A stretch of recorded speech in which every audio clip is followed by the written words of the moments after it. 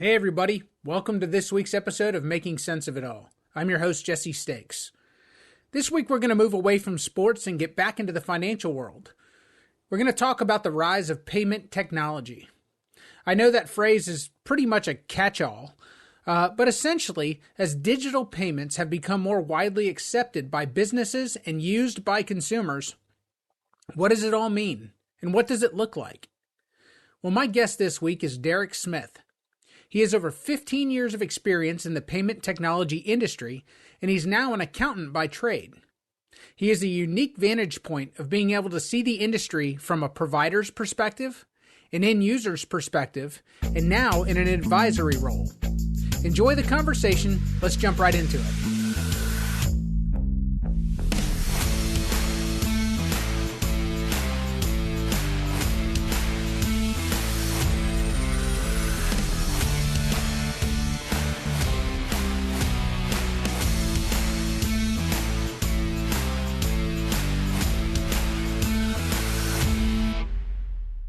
Hey, thanks for having me, Jesse. I'm really excited to chat with you about payments, and it's gonna be great. Absolutely. So for my audience, one of the biggest reasons why I wanted to have Darrick on is Darrick is one of the people that has one of the most well-rounded 360-degree views of so many of the moving parts that really comprise the payment technology industry. So, I'd love to talk about your career before we get started kind of talking about this. I mean, it's like trying to eat an elephant, but, tell the audience a little bit about your career and kind of how you got started in the financial services industry in the first place. That's it's really weird because I never aimed to get started in banking, and 25 years old and just looking for a job, and ended up getting a job at a bank, and that kind of grew into going into payments. I've always had a love and passion for technology and looking at numbers. So once we got to payments, I did that at a couple of different banks over 14, 15 years. And most recent stop at Truist before this past year. I decided to get out of it because it was just not something I wanted to do anymore, but always still have a passion for it, and switch to accounting. Don't People ask me all the time, why'd you do that? Why'd you go to accounting? And for those that don't know, I'm the son of an accountant, and have been, since I've been here. So it's always been there, and really, it really opened my eyes as to when you're providing payment services or payment products to a client. Yeah, you're selling, essentially. They try not to use that word, but that's what you're doing. You're selling. But what does it mean for them outside of saving money and providing a platform? What happens on the back end? And that accounting piece has really opened my eyes to the reconciliation part of how the data that they need to capture to make their jobs and make their reporting, make their financial statements congruent and understandable for whatever their business need is. If they need to take it back to a bank, if it needs to be audited or whatever. So definitely that 360-degree piece that you talk about, that it's definitely captured that full circle of it. No doubt. Well, and I feel like, just to kind of take it back to that payments piece, when you're young and, somebody introduces that industry to you, or they introduce that piece of banking, it's just like being a consumer. I think about it and I'm like, okay, payments, it means being able to take a credit card at your place of business, or, take a credit card online, but that's just dipping your toe in. That's just the tip of the iceberg. Can you tell everyone a little bit about the fact, what does the payments industry, or what does merchant services essentially, what does it consist of? What does it really mean when you say you're in the payments industry? You see a lot of financial institutions adding it within their treasury and calling the industry wholesale payments. But merchant services accepting credit cards is the fastest way to get paid, believe it or not, fastest and safest. We still have a lot of companies, a lot of people that will write checks, although that's a dying industry or dying instrument. But payments, accepting that card, and you ask yourself, well, I don't know anything about it. I don't want to pay the fees. It's foreign to me. Well, like I would tell clients, one, do you want to get your money in a timely fashion? And then two, would you, as far as the fees are concerned, would you rather collect 98, 97% of your money in a timely fashion, or none of your money in a timely fashion? And you have to chase people down. So it's a decision that they have to make, but they need to understand the full picture of it. And I feel like that part right there, the full picture, as a business owner, they're focused on whatever they're in business for. Then they just want to collect their money. Sure. And sometimes I feel like a good enough job hasn't been done to describe what it is that they are doing, or will be doing if they take payments. So yeah, taking credit card, you get a whole gamut of products, the mobile wallets, the Apple Pay and all that, Samsung wallet, and it gets very confusing and intimidating. So really, you just want to know the basics and arm yourself with a little bit of information so that you can do what's best for you, your business, and then consumers too, knowing the multiple facets on how you can pay someone. No doubt. Well, and it's interesting because when I talk to business owners and when we talk about what it means to take a credit card or how that looks versus collecting a check or collecting a payment over a 30 or 60-day period, I always think about it. And you think about if you were to set up your own collection agency, if you had to pay people in a call center or pay people to go out and knock on a door and chase in money, how much would that actually cost you? So to your point, when you're talking about being able to collect 97 cents on the dollar or 98 cents, whatever that figure is, when you actually figure it out, it's a heck of a lot cheaper than hiring a staff to go out and chase money for you as a business owner. It is. It definitely is. It's cheaper. It's less risky. The risk is lower. So many things can play a part in moving parts, or from the time the service is provided or the product is sold to when the payment is collected.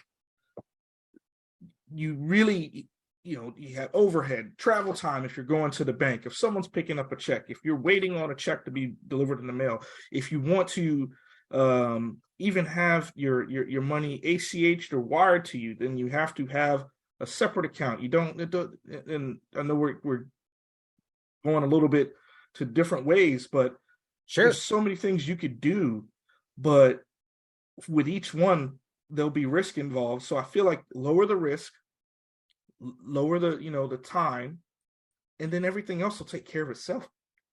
Because with risk comes, believe it or not, the higher the risk, the more expensive in anything. Think about it with credit. No doubt. You have to build it in. Risk, yeah. So one of the biggest reasons why I started this show, and one of the things that I had kind of set forth when I opened this up, was to be able to demystify the mystical as far as banking services, financial services, and just anything in business. And I feel like the payment industry is one of those things that's pretty well protected, and people think they may understand it. They may think they know how things are priced, but they don't necessarily always understand it, or they at least don't have that full picture. And so the nice part about having you on the show is that you have a tremendous background. You have over 15 years experience in the payments industry, whether it's merchant services, the treasury side of the house, and then also now even utilizing it as an accountant. You have a 360-degree view of this. And so the nice part about you being outside of it and not selling it anymore is that you get to kind of drop the curtain. You get to be my Wizard of Oz when it comes to the payment industry here. So I'd like to kind of start this conversation. And again, the payment technologies industry, it really is like eating an elephant, and we got to do it one bite at a time. So, I think it's used as a catch-all phrase. I think but essentially, if you're using a financial service at this point in your life, or in 2023, payment technologies is touching you. It's touching you. It's touching how you do business. It's here to stay. And so the more you understand it, the more our audience understands it, the better they are. So a big part of what I wanted to talk about is kind of, people have said that COVID hastened the adoption of payment technologies. In your view, did it really? No, it didn't hasten it. It enhanced it. It made companies think outside the box as far as how they can accept payments and deliver product or services.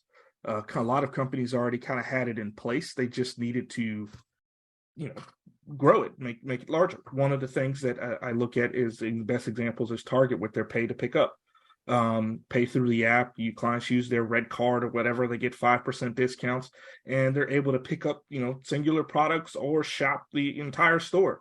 And within the technology of the payment process in their app, they kind of use a geofencing to know when the customer gets there, when to deliver the product to them, and when to leave.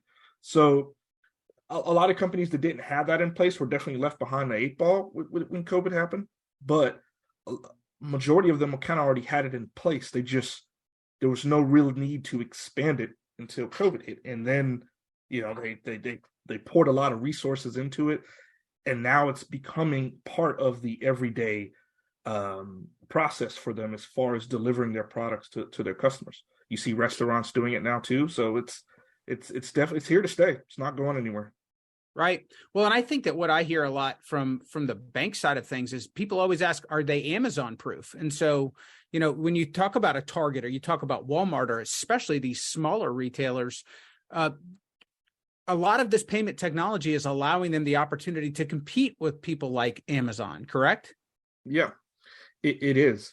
You definitely don't want to run away from it. You want to embrace it and learn and understand, because a lot of, the younger generation, they don't have a television or an 800 number or a yellow pages to tell them where their favorite store is, or pick up a newspaper to understand, where they want to shop. They have their phone.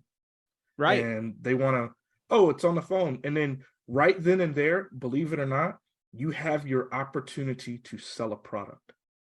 If they, come down to the store, they might not have time for that, nor want to do it. But right. if they can purchase it right then and there, as they see it, then it's there for them to purchase. So definitely want to embrace the technology. Well, and I think that's, just what you said. It's the integration of the retail point of sale, or the retail, like really it's that kind of that retail shopping experience, and making it customer friendly, as well as the ease of payment, being able to pay in your favorite or preferred way without it being too overly difficult to do so. If you're, like you said, scrolling through your phone, sitting in the doctor's office, or if you're sitting at a red light, God forbid, shouldn't be picking up your phone, but we all know that we do. Whatever it is, it's trying to make it easy for that person to be able to choose you as a retailer. Yeah, it is the ease of it. And now you have the instances where you don't even need to enter in your card information, because if you have it set up through your Apple Pay, you can just click the Apple Pay button and it processes the transaction right there for you. And then you get emailed the receipt or confirmation or the push notification, and you go pick up your sandwich or your power tool or whatever you purchased. So is it safe? A lot of people ask, or a lot of, especially a lot of older people, or, people that are outside of the know, they get a little nervous and they feel like, I'm putting my information into, Apple Pay or into these apps. Is it safe? Like, or are you putting yourself at risk? It is safe. It is safe. It's going to be safer than writing a check, having your account information out there. A lot safer than carrying cash and, losing it. Or unfortunately, we're in a time of knuckleheads where people will, stalk you for that, see if you have, cash on you. So, yeah, it's safer. And the technology behind it, not to get into the weeds, but before when we just used the black mic struck on the back of the card, that was a 4-digit authorization number that stayed the same usually for a period of time. And that's how they were able to purchase, card scanners off eBay, create cards, steal your card, and go on a shopping spree at Walmart or Best Buy.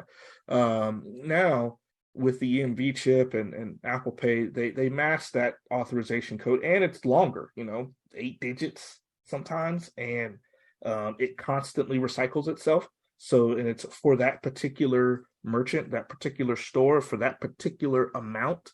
So it's definitely a safer time than, people realize, they can hack my phone and steal, and use that information. Well, not as easy it would be if you left a checkbook in your car and someone got your checks, which essentially they got your account number. So definitely, embracing technology is going to help you in understanding it. Now, people still have their hesitations, and that's okay. You can't change everyone's mind, and people are, going to be hesitant to things. But I stress to anyone that I would talk to, at the end of the day, if something happens to your card, you call the company, they shut your card off, you get another one, and the charges that were fraudulently taken on there get put back. Yeah, I don't think people realize how much money that banks spend on protecting and guarding against fraud, or even just rebating you as a customer for fraud. A ton. Yeah, A ton. I think it's one of the largest line items in the financial industry is fraud. Yeah, and the protection that you have, not just from your bank that your card is issued through, but through Visa. Visa's guidelines for fraud, believe it or not, unfortunately for the business owner, are geared towards protecting the consumer. A lot of business owners don't like that, but because of the times we're in, as far as the fraud, the rampant fraud, business owners have to kind of protect themselves. So sure, but from the consumer standpoint, you have the protection. Trust me, I can vouch 2,000%. As long as you're not trying to do anything crazy, like I think one story is someone tried to buy an airplane on a card, which turned out to be fraudulent for a kind of a drug ring that happened in Central Florida. We won't get into the details of that, but as long as you're not doing anything crazy like that, usually you're going to be protected 9 times out of 10. Well, I think it's common sense. It's like I thought you were about to talk to me about Pepsi and somebody going knocking on their door asking them for a fighter jet. No, they man, that was but yeah, no, it's definitely safe. It really is. And when you look at all the things that entail as far as the technology piece that go into it, it's a lot safer than you realize. And then even with Apple Pay, like if you have an iPhone, go look at your card number on your actual physical card, then go look at the card number that's stored within the Apple Pay settings. It's not the same. Right. It's tokenized. Different. Yeah, it's tokenized. It's a ghost card pretty much. Just like if you had a P card if you were a business client, if you had a business and you had a P card and you gave the card to a virtual card to someone for payment. That's all it is. Right. Confused minds say no, or when people don't understand something, they get a little nervous about it. And the truth of the matter is to your point, cash is cash. Whoever has it in their possession, it's theirs essentially. Like whether you have it in your possession or someone takes it from you, nobody's questioning where cash comes from. And then a check is just that. A check has your routing and account number on them. And so they may create a digital payment essentially at this point in time, but it has all of your information right there on that paper check. And to your point, with a tokenized transaction, when you utilize a card in today's world, or if you put it onto Apple Pay, the information does not even, it equals nothing that would actually allow somebody access to your account. It's a token that's created by that application, being Apple Pay or Google Pay or whichever one it is, but it allows them access to charge your account, essentially bypassing the actual card number itself. So the safety of it, I think people haven't had it explained to them well enough, but the safety is far greater than carrying anything physical in your wallet or anything physical and actually presenting it for payment. The question that comes up is, are some of these upgrades or some of these advances in technology, is it invasive? Is it actually kind of allowing these companies to poke their head into our lives? A little bit, yes. Yes, it is. Everyone's heard the phrase, SEO, search engine optimization. Sure. And when you're going and you look on an interface of a website, and whether if it's on the app or on a computer, and you are shopping, sometimes there'll be ads from other places that you Googled, and then there'll be ads for things that you've even said. And not to put fear in you, because we just tried to go over, hey, don't be scared, but Our Knowledge is devices, power. The more you yeah, understand it, I think the more the less fear you're going to have about utilizing ways to yeah. pay for things. Our devices listen to us. They do. They listen. They look for keywords, and then you'll see an ad.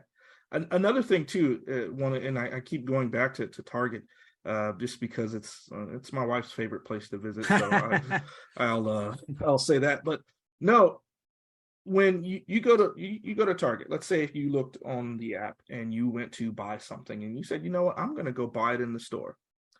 And you go buy it in the store and it's a different price. And you say, okay, then I'm going to just go to employee and pull up the ad in the app and say, hey, look, it's cheaper. And Right. not really. They definitely track you, geofence you, and understand when you're near one of their stores, they'll change and update pricing. If it's So let me get cheaper, this straight. yeah. So if you look at it at home, if you're looking at, let's say, a television at home, and then you look at it while you're sitting in the parking lot at the store, the price is going to be different. Yep, they will update whatever the price is in the store. Wow. And this isn't one I've seen. This has happened to my wife on at least 3 or 4 occasions. So point is, and some people might have different experiences, but here's my point. My point is, you're just there to buy something, to use your card and buy something, and they've gathered all this data as far as where you are, how much it is.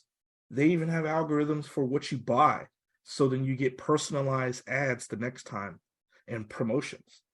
Sure. It's a complete data collection. No longer is I'm just going to go to Best Buy and buy a television. What brand television did you buy? What size did you buy? Did you buy any accessories with it? Oh, then we need to hit him. Oh, he didn't buy a mount? Well, we need to pepper him with the mount. We need to pepper him with surround sound until he buys it, because he just bought the television. And they'll do that. Yeah. Well, and I can see a positive and negative to it. I mean, there's certain things to where, if I bought a television and if I don't know what I don't know about the accessories available, or if I don't know necessarily maybe some of the things that I would have liked to have purchased, but I just didn't think about it, then some of those can be benefits. Some of those can actually help my shopping experience be more pleasurable. It can help me as far as understanding what's available that I didn't know before. But flip side of that, if you have a different type of a personality, or if you're just not in the mood for it, or if it just feels invasive, when people start shooting me ads about something that I just bought or something I just touched at Target, it's kind of creepy sometimes. It's creepy. And then you have companies that turn around, especially from, big box stores have been doing this for years, so it's not anything new. But now you have smaller companies for your mom and pop retail stops that they could purchase this data and metrics for other businesses. It's very strong in the restaurant industry. They'll look at 100 restaurants within a 50-mile radius of them. What are they selling?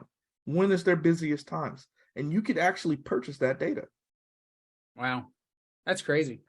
So let's talk about that side of things. We've talked enough about the buyer beware portion of this, but let's talk about some for our small business customers, for those people who are looking to be able to add electronic forms of payment, looking to add technology to help them compete with larger businesses, or they're just looking to, give their customers a better experience. Let's talk about some of the things that are available for them. On the merchant services side, we've talked about kind of that experience of that shopper, but for a small merchant, when you integrate a quality merchant service product, what are you getting? Like, what is it actually? How is it helping your business, other than being able to take electronic forms of payment, of course? But what else comes with that? A lot of things come with it. You sometimes, if you are an e-commerce business, you can get an automatic CRM tool. That definitely helps you market back out to your customers. Another thing you're getting is the metrics piece. I won't name the companies because there's so many of them out there, but you get that information too. You can get that tacked on to your point of sale or to your shopping cart, and embedded within the API that can give you back that data. What's my busiest days? What's the businesses down the street busiest days? What are they? They're not going to give you exact dollar amount, but they will give you traffic numbers. Sure. It will also give you the power to understand, okay, where my product's going, as far as just from a zip code piece, so where you are. You've been into a store. I think it's what is it, Ace Hardware here around town. Okay. They ask for your zip code sometimes when you buy stuff. They want to know where you're coming from, Sure. and they embed that into their point of sale. So as a business owner, you have that ability to understand and capture all of that data and then use it to your advantage. Email is, obviously email address is the biggest one, so you can market back to your customers. Another thing too is when you look at payment, if you're an e-commerce business and you're shipping all over the country or even now all over the world, they have gateways that will definitely, give you access to that, to be able to, take cards and understand what it means to have a client that may be outside of an area that you didn't think you would have. Right. I think that the payment platform Stripe, which I'm not recommending them or speaking bad about them, we're just using them as an example. They give clients that ability to shop internationally. Right. There's multiple other gateways out there, but Stripe's the most popular one because it's easy to set up and it's easy to understand. Now, like I said, I'm not recommending or speaking bad about it. I'm just letting you know that they provide an easy product because business owners, they, in their eyes, especially when they're getting started, I don't have time to look at that. I've got to get my Right. business up. Okay, I understand what I do, whether if it's sell shoes, bake cakes, whatever. And that's what I'm going to focus on right now. And so there's a lot of products and a lot of information that gateways now gather. It's not just, hey, take your credit card, have a nice day. Right. Well, and I think that, on the other side, aside from the accounts receivable, but also for a business's accounts payable, the payment networks are also helping them gain rebates, gain, access to being able to be able to pay their suppliers early. Talk to me a little bit about that, as far as what you're seeing, what you see on that side, as far as how does, again, digital payments or the financial technology sector, how is that improving people's accounts payable? It's improving it tremendously because you're getting reporting now. You don't have to manually pull data off of a payment platform with an Excel or CSV file and then sync it with your accounting software. That they're able to provide API tools that can sync them together, whether if it's Sage or QuickBooks. I think QuickBooks has their own in-house payments, but now you have that ability to where your payment is accepted, the files and the invoices are transferred over to your bookkeeping platform. Then once the data is captured, then it's settled, and then you have all the invoices that are paid. So then okay, if I sold 20 of brand X shirts and it's a hot topic, it's a hot product, then I can take, then I know I can buy 20 or 30 more, and then buy double that. So then you can take that data back to that brand, that wholesaler, and hey, look how many I bought. Here's the data that's behind it. We've worked out a deal to where I have to pay you in advance, but it's kind of messing up my cash flow. But I'm selling it. Can we work something else out to where I can, ease up my cash flow? So much money's going out and paying you in advance. So you have that power to negotiate when everything comes in full circle, and you have the proof that you need to show that, hey, let's negotiate some things. Not saying that you have to do that all the time, but you just have that ability. It puts more power back into your pockets as a business owner.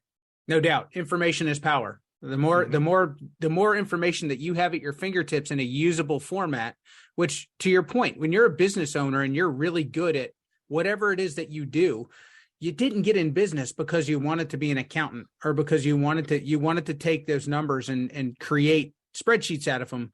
But that information that those spreadsheets provide is what allows you to operate more efficiently and more effectively.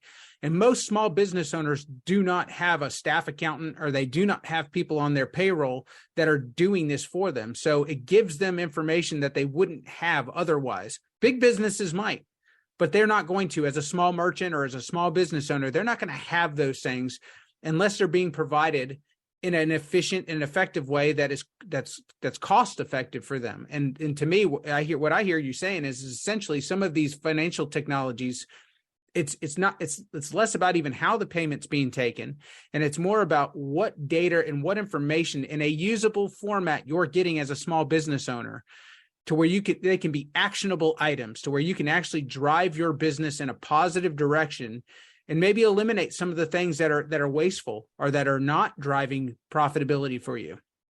Yeah, and that's exactly it. Where should you focus more time? What's growing? What's working? What's not working? Where are your customers coming from? Sure. Like the biggest thing is where your customers coming from is huge to me. And what I mean by that is, let's say if you are providing a product, and I use shoes because I'm a shoe fanatic, and there's so many resellers right now that sell, resell Nikes and so forth. But where are you buying that data? Where are you buying that from? Or where are they buying? Where are they coming from? Excuse me. So then you take that, and there are ways now you can sync that with social media, and you can target a demographic, an area within social media to try to bring in new business. Like that's how you're thinking. I just took a credit card from a guy that lives in, Central Florida. What is that? So what? No. How did he find out about that? And so that's what the whole point is. It's capturing that data and understanding, okay, how did they find out? If it's one off. But if it's like 10, okay, something's up there. I need to look at that. Yeah. I sat in a room one time with the CEO of Wells Fargo with everything that company had.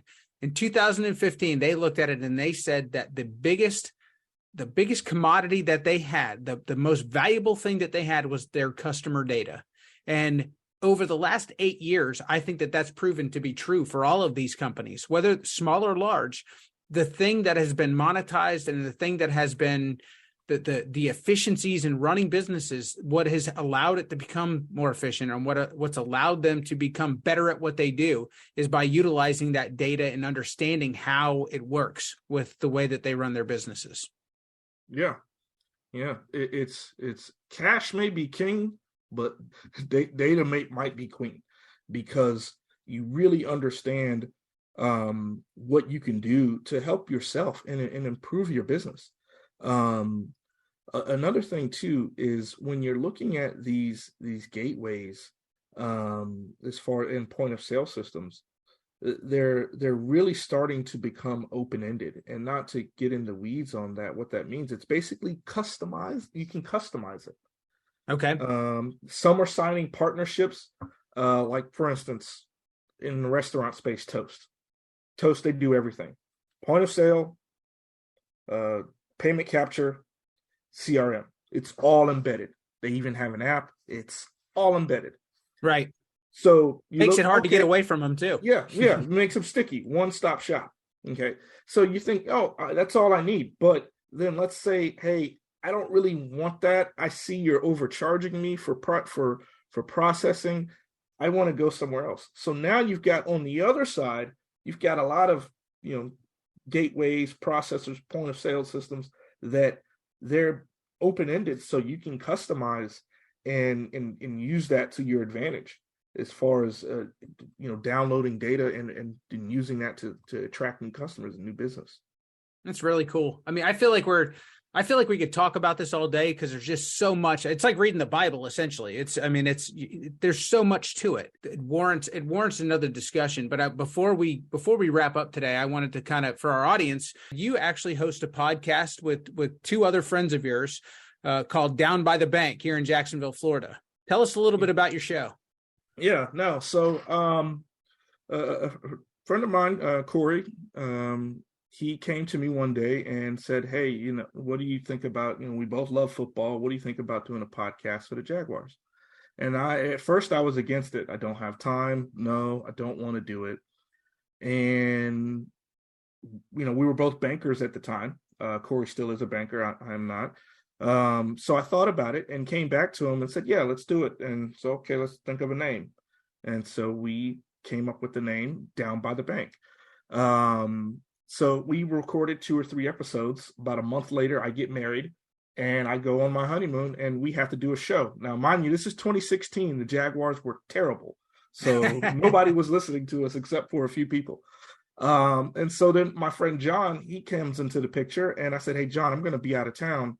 Do you mind recording an episode with Corey?" Sure. John records an episode. Corey texts me when I get back, "Hey, that was great. He's awesome. He's got a lot of passion." So then we offer, "Hey, John, you want a third of this? You want in?" Sure. So that's 2016. 7 seasons later and 200 episodes later, we've affiliated with the Blue Wire Network, and we have an audience in the thousands that listen to us and enjoy our weekly uploads of the Jacksonville Jaguars. And we just are passionate fans. We have no affiliation. We've interviewed several people, but the team had a really good year. And so, like I said, 200 episodes later, it's just something that we love doing. That's really cool. And you actually had something good to talk about this year. Oh man. Yeah. And we sometimes, we would get early on, "Why are you doing a podcast on them? They're terrible." For times like this, because now they're good and they're going to be good for a number of years. So very cool. So if people want to find you in the podcast, where can they find you guys? Social media on Twitter, Down by the Bank. Okay. That's where our primary kind of communication is with our listeners. We're on Spotify, Apple Podcasts, and Stitcher. And I think you can also find us within the Blue Wire app, the Blue Wire Podcast Network. We can also be found there. Very cool. Darrick, I want to thank you very much for joining me today. Like I said, I think that this was it's a daunting task to go through everything that is it truly in payment technologies, but I think we took a bite out of it today, and I'd love to have you on again sometime in the future to talk more about it. Sure, absolutely, man. Anytime. Thanks for having me. I feel like this is a tree of a topic with incredibly deep roots.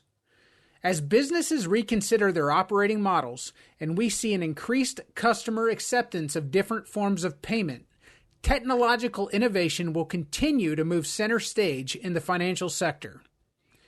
We will have future episodes to dive deeper into topics such as digital identity, new technology that's on the horizon, digital currency and money movement, and anything that I feel like our audience should know about that will benefit each one of you.